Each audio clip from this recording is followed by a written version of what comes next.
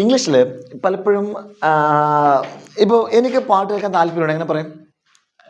I am interested in music. അല്ല, I am interested in music. ശ്രദ്ധിക്കുന്ന കാര്യം, ഈ ഇൻട്രസ്റ്റഡ് ഇൻ ഒന്നും പഠിച്ചിട്ടില്ലെങ്കിൽ പ്രശ്നമാണ്. ഇൻട്രസ്റ്റഡ് ഓൺ ആണോ ഓഫ് ആണോ ബൈ ആണോ പ്രശ്നമാണ്. ഓക്കെ, ഇതാണ് നമ്മൾ വൊക്കാബുലറി പഠിക്കുമ്പോൾ ശ്രദ്ധിക്കുന്ന കാര്യം. ഒരു എപ്പോഴും വേർഡ് പാർട്ട്നേഴ്സായിട്ട് പഠിക്കണം. വേർഡ് പാർട്ട്നേഴ്സായിട്ട് പഠിക്കണം. ഇപ്പോൾ ഹാപ്പി വന്നാൽ വിത്ത് ആയിരിക്കോ അബൌട്ട് ആയിരിക്കോ, ഇതിപ്പം പഠിച്ചു വെക്കണം. വെറുതെ ഹാപ്പി സന്തോഷമുള്ള പഠിച്ചു വെക്കരുത്.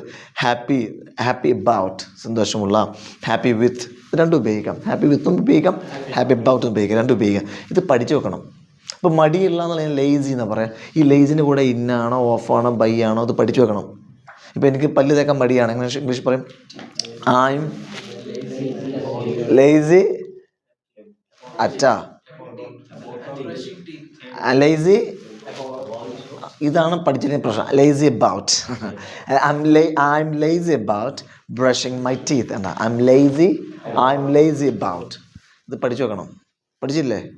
ഓക്കെ. അപ്പോൾ ഇത് പഠിച്ചത് ഉപയോഗിക്കും വേണം. ഓൾറൈറ്റ്. അപ്പോൾ ഇന്നലെ നമ്മൾ വിട്ട കുറച്ച് സാധനങ്ങളാണ് ഇപ്പോൾ പഠിക്കാൻ പോകുന്നത്. റെഡി? കമോ. ഇനി ബി വൈ എന്നുള്ള വേർഡ് വരുന്നതാണ്. ബി വൈ, ബൈ എന്നുള്ളത് എനിക്ക് ചേർന്ന് വരുന്ന സാധനം. Come on first one, come on. Amazed by, surprised by. TPR action വരുന്നില്ല, റൂഫ് തല ആട്ടുന്നില്ല. Come on. Amazed by, surprised by, fascinated by. ശ്രദ്ധിക്കണം, TPR പരസ്യമായിട്ട് കാണിക്കരുത്. അപ്പം ഇതൊക്കെ പഠിച്ച് ആവേശത്തിൽ ഇടുക്കി പോയിട്ട് ബസ് സ്റ്റോപ്പിൽ നിന്നിട്ട് ഫാസിനേറ്റഡ് ബൈ എന്നൊക്കെ പറഞ്ഞാൽ അടി ഇങ്ങനെ പാർസൽ വരും. ഓറായിട്ട്. ഓക്കെ. അല്ലെങ്കിൽ ബസ്സിൽ നിന്ന് കണ്ടക്ടർ കാശ് ചോദിക്കുമ്പോഴാണോ അല്ലെങ്കിൽ ഓർമ്മ വരുന്നത് ഫാസിനേറ്റഡ് ബൈ എന്നല്ല. ഓക്കെ. അടി ഇങ്ങനെ പറന്നു വരും. ഓറൈറ്റ്. അപ്പോൾ സർ ഇത് TPR ആണെന്ന് അവർക്കൊന്നും അറിയില്ല. ഓക്കെ. ആളുകൾക്ക് ആ ഒരു TPR അറിയുള്ളൂ. എന്ത്? Test positivity rate.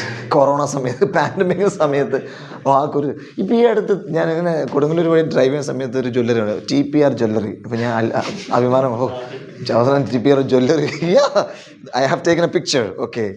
So anyway, സത്യം പറഞ്ഞാൽ ഈ ടോട്ടൽ ഫിസിക്കൽ റെസ്പോൺസ് എന്ന് പറയുന്നത് ഇതൊരു ഏജ് ഓൾഡ് മെത്തഡാണ്. 1952 ഡോക്ടർ ജെയിംസ് ജാഷ് എന്ന് പറഞ്ഞ കനേഡിയൻ ഡെവലപ്പ് ചെയ്ത മെത്തഡാണത്. ആൾക്കാർ വേറെ ഞാൻ കണ്ടുപിടിച്ചാന്നുള്ളതാണ്. അത്രയും ബ്രില്യൻ്റ് അല്ല ഞാൻ. സോ ഈ ഒരു മെത്തേഡോട് ഇംഗ്ലീഷ് പഠിപ്പിക്കുന്ന കേരളത്തിലല്ല ഇന്ത്യയിലെ ഒരു സ്ഥാപനമുള്ളൂ. അതാണ് ബ്രെഡ്സ്. Understand my.